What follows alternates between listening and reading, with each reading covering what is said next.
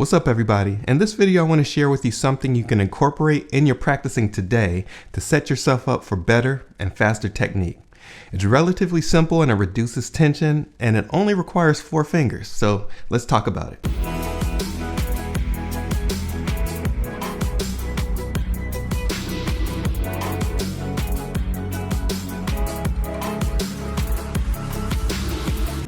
Something I started incorporating in my technique tool belt is actually playing the instrument, making sure that my thumbs are not touching the horn. The reason that this has been extremely helpful in my technique is for a single purpose. It helps me to reduce tension in my hands. As it pertains to my fingers and saxophone playing, I view tension as applying more pressure to the keys than necessary. For instance, to get the saxophone to produce the right note, I have to put just enough pressure on the keys to completely cover the tone holes. Any amount of pressure beyond that is really unnecessary. So my goal when I'm playing is to use as light of a touch as I possibly can to cover the tone holes. Now I'm not a machine, so of course I can't be literal with this, but the thought of pressing down the keys too hard is so important to developing faster technique.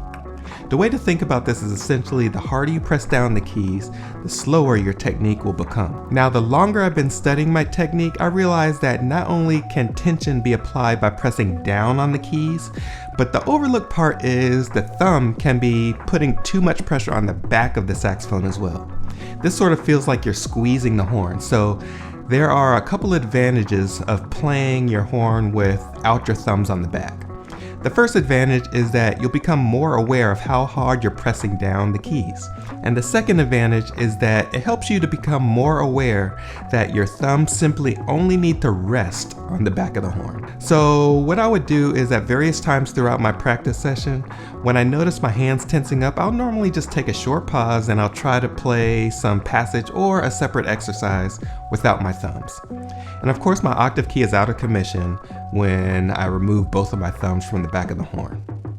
And now if this is new to you, I would try only practicing short scalar passages very slowly.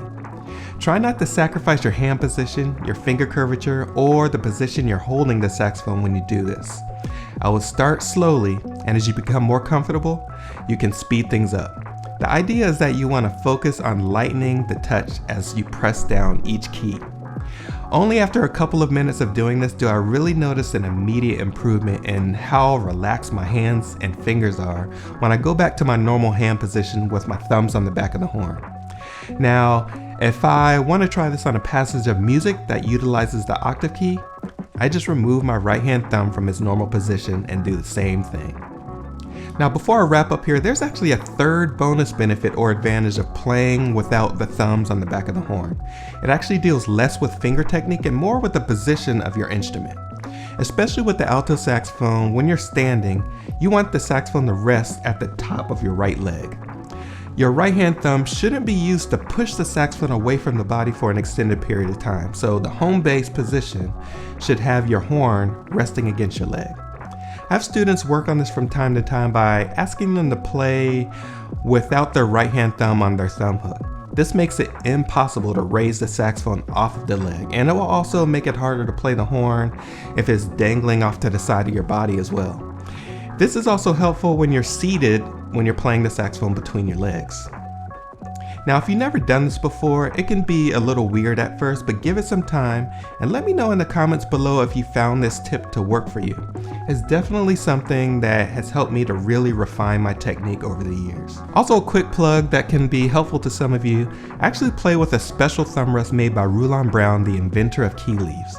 This product has been very helpful in releasing tension in my right hand, and you can check out a video where I talk about this product by clicking on the link in the description below. Now, if you found this video helpful, feel free to subscribe to my channel and also hit that notification bell as well. That way you'll never miss out on any of my future uploads. So that's it for now. Happy practicing, and I'll see you in the next video.